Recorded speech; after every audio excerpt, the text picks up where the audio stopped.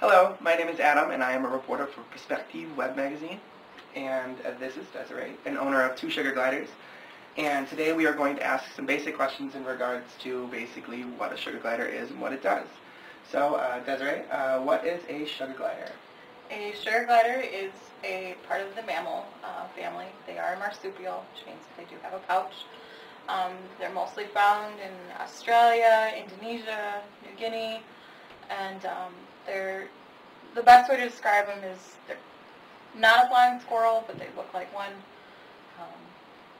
Okay. Basically, what kind of foods do they eat? They eat a variety of foods, which I do have out here. These are just some eucalyptus pellets, monkey biscuit. They're just their dry staple food. They do get fresh food at night. They eat a variety of vegetables and fruits, such as their favorite is bok choy. Avocado is like, it's like sugar to them. They will go crazy for it. And this might look a little gross, but this is their main diet. It's called the Priscilla Price diet. It has a variety of vegetables, honey, flaxseed, oatmeal, just a variety of things that is very good for them and healthy for them that, we can't bring in from the wild. Yeah, okay. Tomatoes is also a great thing that they really love, and passion fruit, they really love this as well.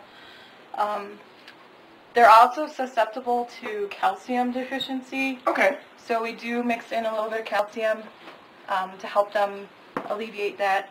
They are also, they eat a lot of gum saps from trees, and unfortunately, being domesticated, we can't bring in a lot of the wild plants. So we mix acacia gum just in a paste and add it to their food, as well as this. It's another supplement. It's called Glider Aid.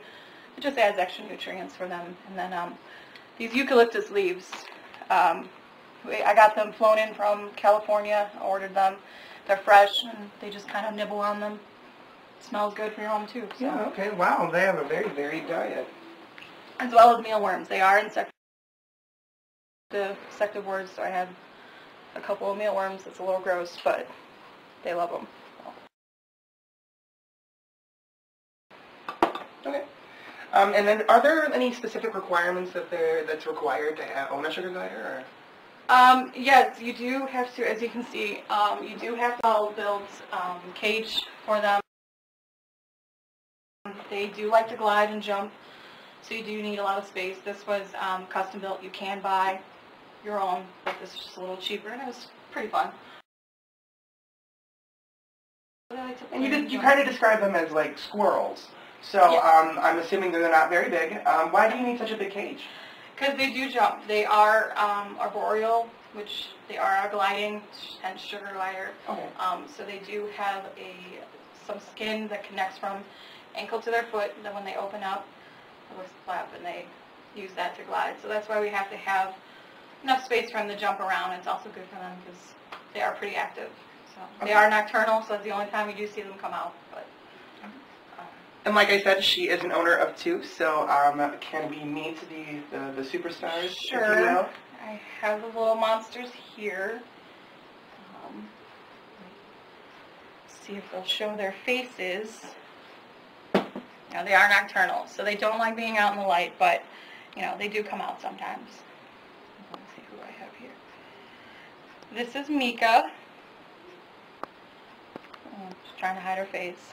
She is the second one I did acquire. She's a little bit older. She's about 3 years old, and she's considered a black beauty. Oops, there we go. Which is she's darker than a standard gray, which is the most common one you see. They do come in a variety of colors. Browns, which would be cinnamon. They come albino. They do have the red eyes. And there is a cream or platinum, which they are white, but they don't have the red eyes, the albino. So let me see if I can grab Sula. Yeah, that, don't worry, they're not fighting. They're not trying to hurt each other, but that's just saying, I'm annoyed. Please leave me alone. And this is Sula. She's about 2.5 years old.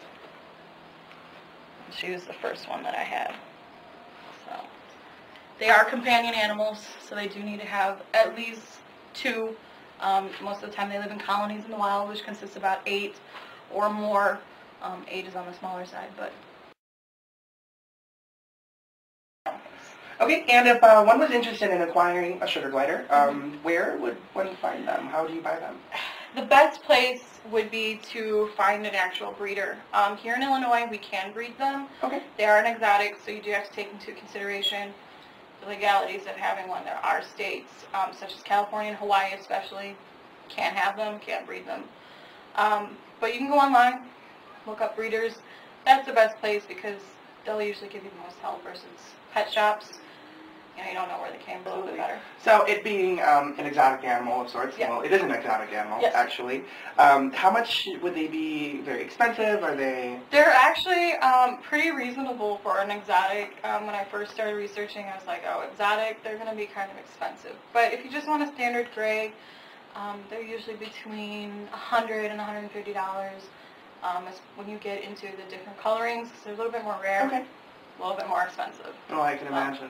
I believe one, because of its bloodlines and its coloring, was about $2,000. So they can get expensive, but they're pretty reasonable. All right. Well, thank you, Desiree. I appreciate your time. And this was Adam Whitwell, reporter for Perspective Magazine. And we hope we answered some of your basic questions today in regards to sugar gliders. Have a good day.